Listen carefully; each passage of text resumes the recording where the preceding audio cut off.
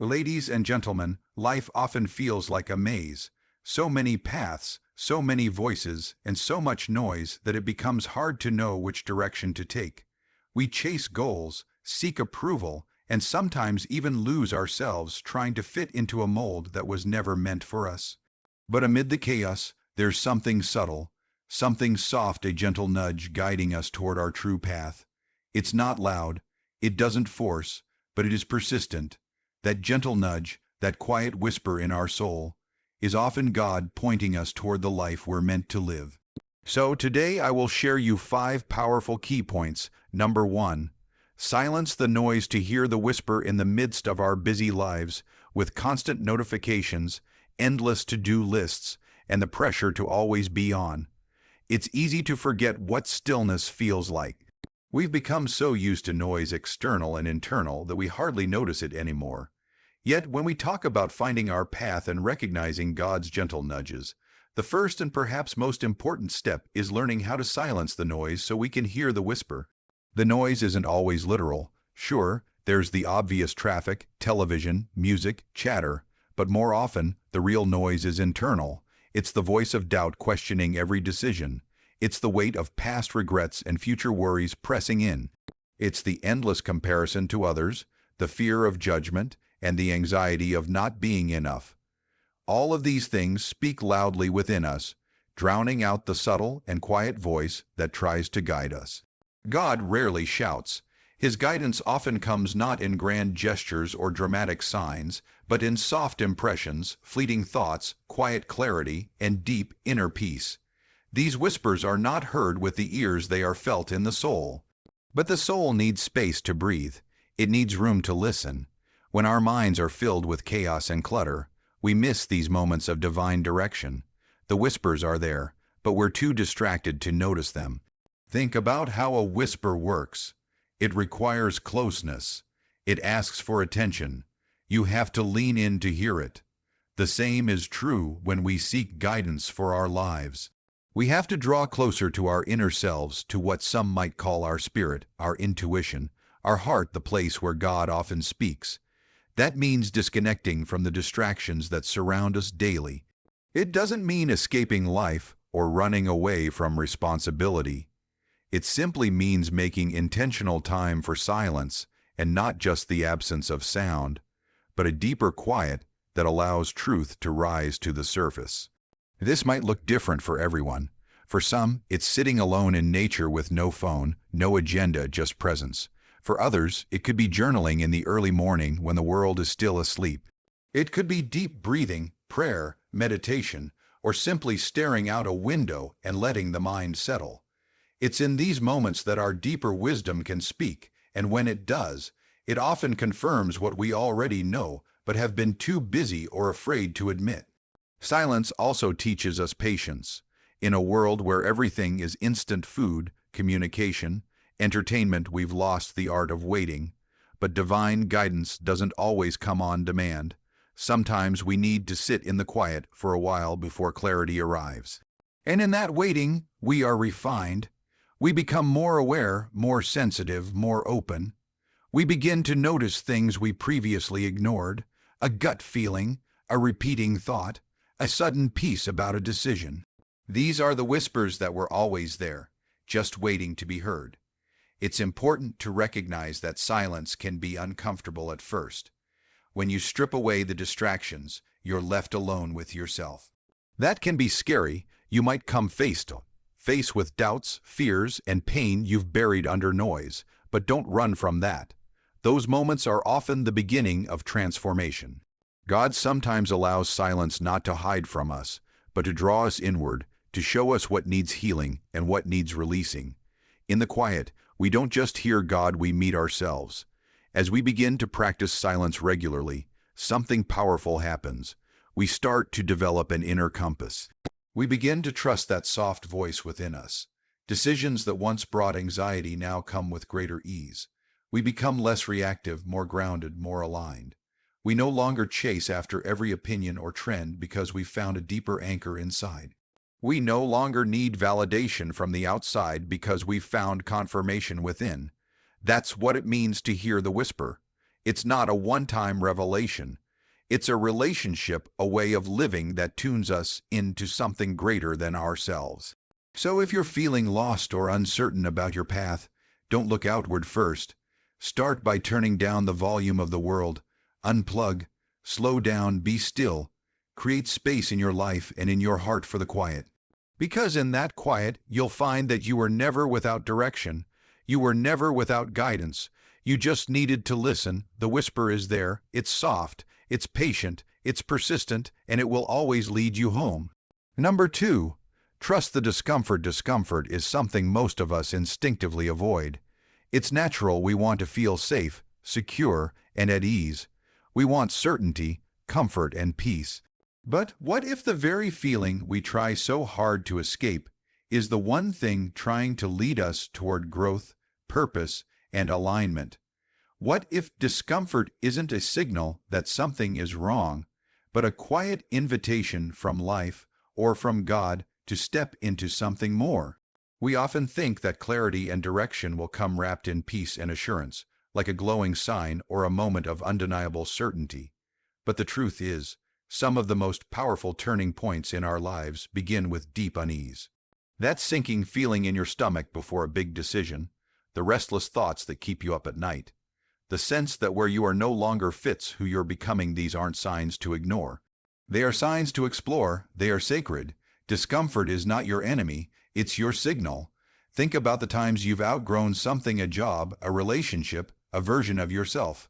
The first clue probably wasn't clarity, but frustration. Maybe you felt disconnected, drained, or stuck. Maybe something that once felt right suddenly started feeling heavy. That feeling doesn't come out of nowhere.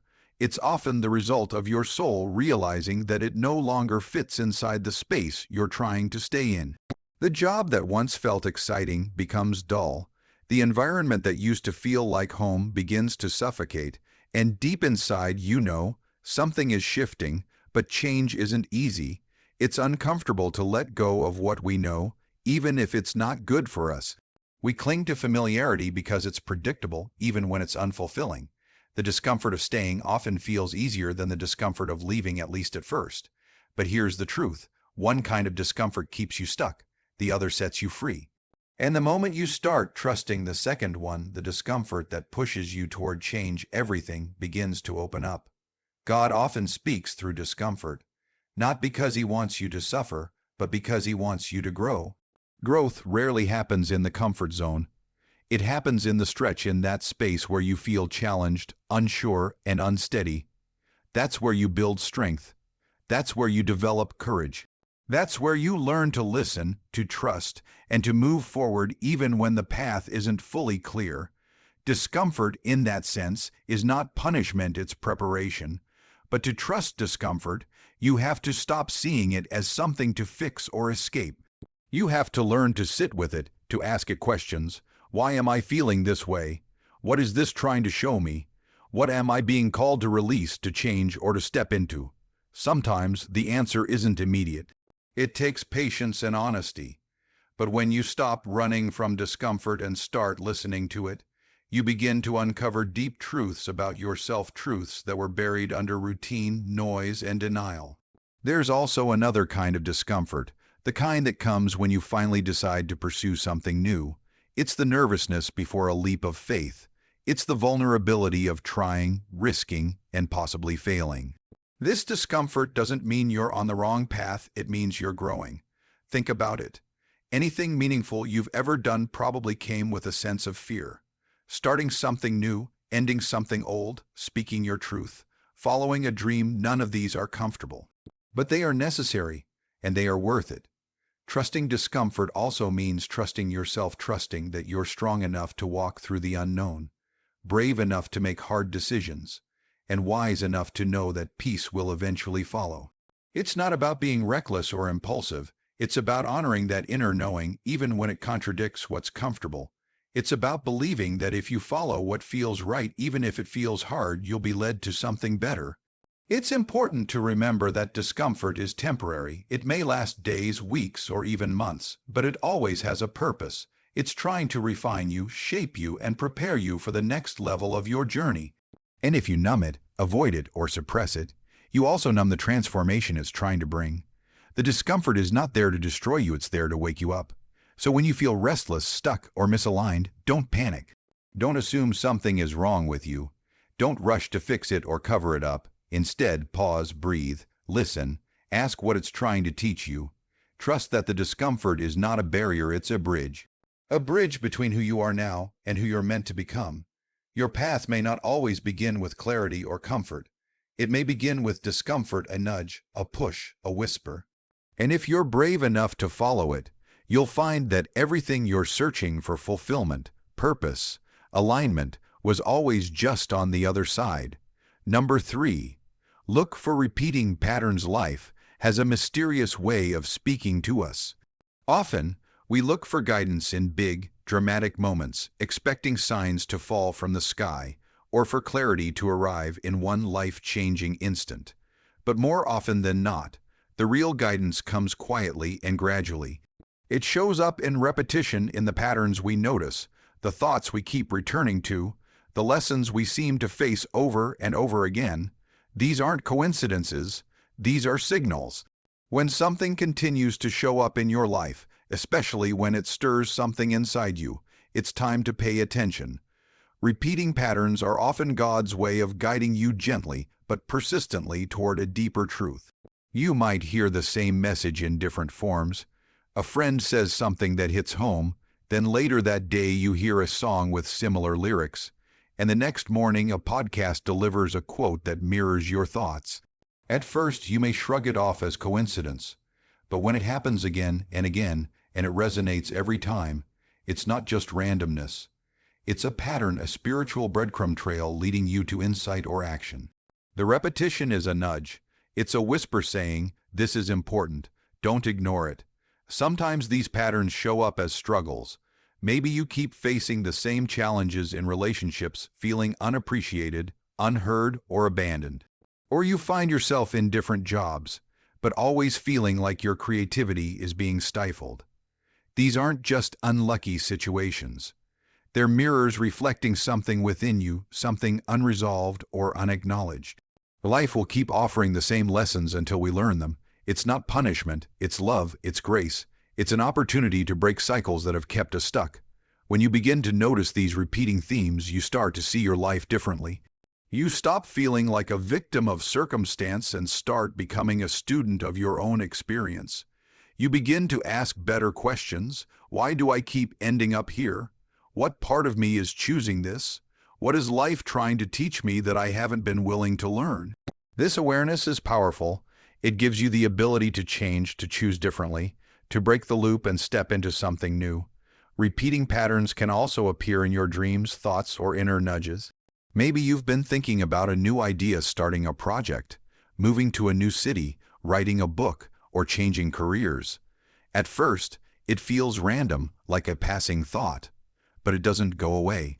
It comes back days later, then again the next week. You see others doing something similar and it sparks something in you. This too is a pattern. It's a signal from your spirit or from God trying to awaken something in you.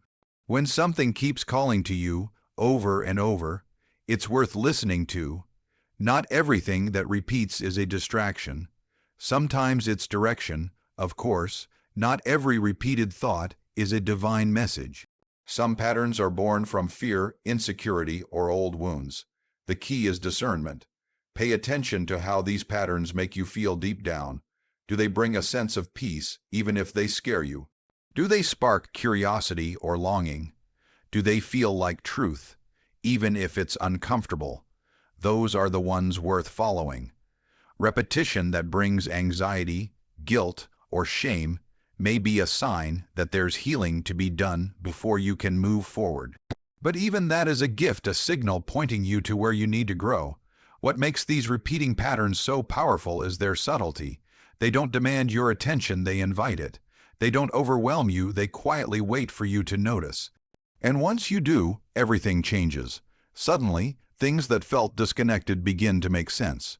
You begin to see connections between your past, your present, and your future. You start to understand why certain things had to happen the way they did. And most importantly, You begin to recognize that you are being guided not by chaos or chance, but by something greater that deeply cares about where you're going. When you look back at your life, you'll likely see this more clearly. The people you met at just the right time, the decisions that felt risky but proved to be turning points, the moments you ignored a pattern and paid the price, and the moments you followed one and everything opened up. You weren't lost, you weren't alone. You were being led through patterns, repetition, and a loving persistence that never gave up on you. So start noticing, start listening, start writing down the thoughts that keep returning. Pay attention to the conversations that move you, the messages that keep coming back, the lessons that life won't let you skip. These are not accidents. These are invitations. They are patterns, and within them are the clues to your purpose, your healing, and your next right step. Trust them, follow them, let them lead you forward. Number 4. Walk even when the way isn't clear. There's something deeply unsettling about not knowing what lies ahead. Most of us want a clear roadmap before we move, a guarantee that if we take a step, it will lead somewhere safe, successful, or meaningful. But life doesn't work that way. Neither does growth, and more often than not, neither does faith. The truth is, you won't always have the full picture. You won't always know how things will turn out, but you're still called to move. Sometimes the most powerful and transformative steps you will ever take are the ones taken in uncertainty. You have to walk even when the way isn't clear. There comes a point when standing still becomes more painful than stepping into the unknown. You feel the restlessness growing inside you, that quiet pull telling you there's something more, something different, something waiting. And yet, the path ahead feels foggy. You can't see the whole staircase, and so you hesitate, waiting for the clouds to part, for the plan to unfold, for the perfect timing to arrive. But if you wait for certainty, you may never move. Sometimes, clarity only comes after you begin. There is something sacred about taking a step without all the answers. It requires courage, trust, and a deep belief that you are being guided, even when you can't see where the road is going. Walking in uncertainty is not foolishness, it's faith in motion. It's trusting that each step will reveal what the next one needs to be. And even if it doesn't look like progress on the surface, every small move forward shifts something within you. You learn, you grow, you become. Too often, people think they need confidence before they can act. But real confidence is often built through action, not before it. You don't become ready and then move, you move, and through the movement, you become ready. Each step forward makes you a little stronger, a little wiser, a little more prepared. You'll make mistakes, you'll question yourself, you'll face doubt and fear, but those experiences are part of the journey. They refine you, they teach you things certainty never could. There's also something beautiful about the unknown. When the path is unclear, it forces you to be present. You can't rush to the destination because you don't even know where it is yet. So, you start to pay attention to the small signs, to the lessons in the moment, to the quiet nudges that say, just one more step. You learn to listen more closely to your intuition. You begin to trust the quiet whisper within you instead of waiting for a loud voice outside of you.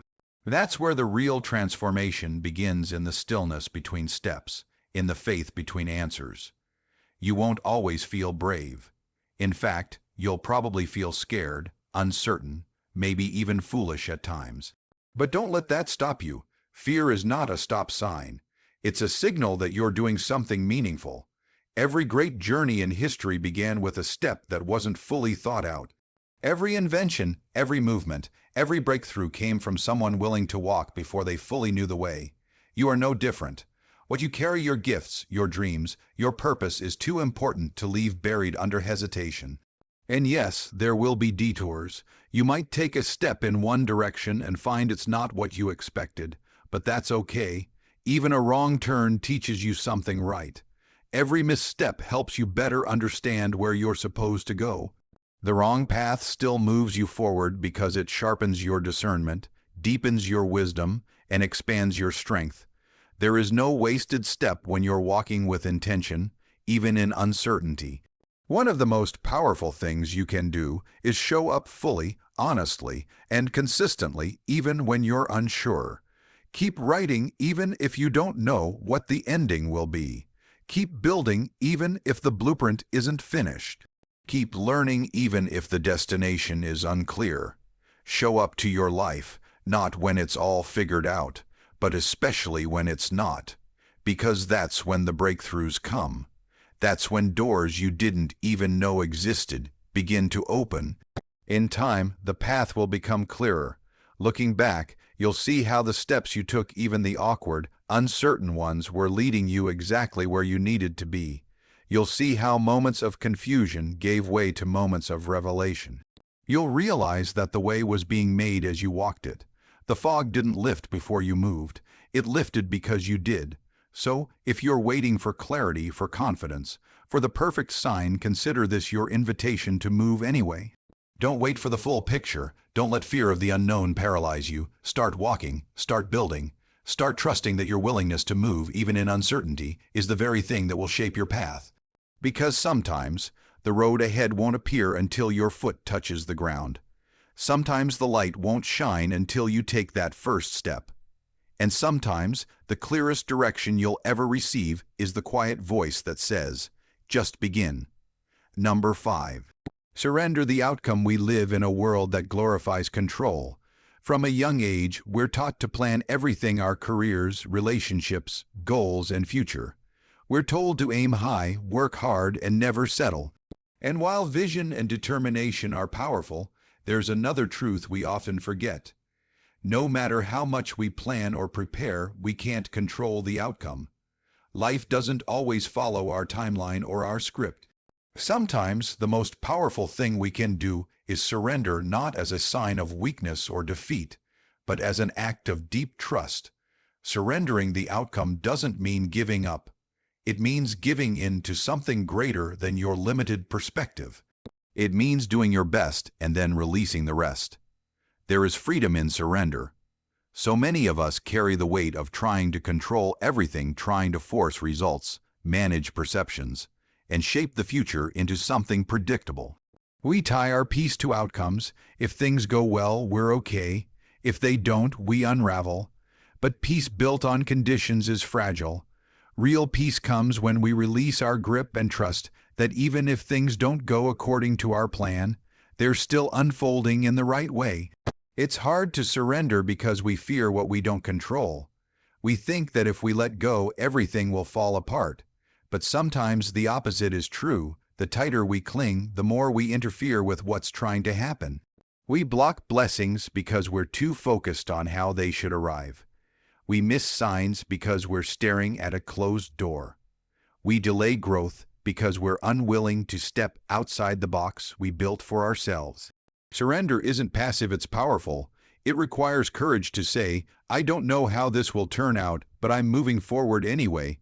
I trust that what's meant for me will find me." When we surrender the outcome, we shift our focus from results to presence. We stop obsessing over what might happen and start focusing on how we're showing up right now. Are we showing up with integrity? Are we putting in the effort, the love, the truth? That's what we can control. The outcome, whether someone responds, whether a door opens, whether success arrives on our timeline, is out of our hands. But who we become in the process is always within our control. And that matters more than we think. Sometimes surrendering the outcome means accepting that you did everything you could, and it still didn't work out the way you hoped. That kind of surrender is painful. It hurts to watch something you care about fall apart, especially when you poured your heart into it. But even in that space, the disappointment, the heartbreak, the confusion, something sacred is happening. Life is clearing space. It's protecting you from something not aligned or preparing you for something better. You may not see it right away, but every detour holds meaning. Every no is connected to a bigger yes. That's just not visible yet. Surrender also teaches humility. It reminds us that we're not in charge of everything, and that's a good thing. There's a wisdom at work that sees the whole picture when we only see one piece.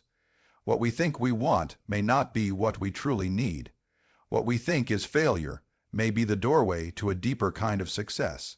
When you let go of needing to control the outcome, you open yourself to surprises, and often, those surprises are far better than what you imagined. This doesn't mean you stop dreaming or working or hoping. It means you do all those things, but you detach from needing the results to look a certain way. You stay committed to the process but flexible about the form. You stay open. You keep walking, even when the destination shifts. You trust that your efforts are not wasted, not even the ones that seem fruitless. Every step you take is shaping you, even if the road doesn't lead where you expected. There's something incredibly peaceful about living this way. You start to breathe more deeply. You stop panicking over every twist and turn. You begin to feel supported by life instead of burdened by it. You realize that your value isn't tied to outcomes. You are not your achievements, your failures, or the things that didn't go as planned. You are a living, evolving soul, and your worth is constant, no matter what happens outside of you. In time, you begin to see how surrender leads to alignment. The less you chase, the more you attract. The less you force, the more things flow. You become less desperate and more grounded. And in that grounded state, you become a magnet for the things that are truly meant for you, not the ones you begged for, but the ones that match your growth, your peace, and your truth. So, surrender the outcome, not because you're weak, but because you're wise. Trust the timing, trust the detours, trust the pauses, do your part, then let go. Let life surprise you. Let peace come not from knowing what's next, but from knowing that no matter what happens, you'll be okay. Because you are guided, you are supported, and what's meant for you will never miss you, not when you live from faith instead of fear. Your path is not lost, it's not hidden. It's waiting in moments of quiet, in the tug of your spirit, in the signs you keep seeing. Don't ignore the gentle nudges. Don't wait for lightning when the whisper is enough. Trust the process, listen closely, and take the next brave step forward. Your purpose is not something you find once, it's something you follow, one nudge at a time. Thank you.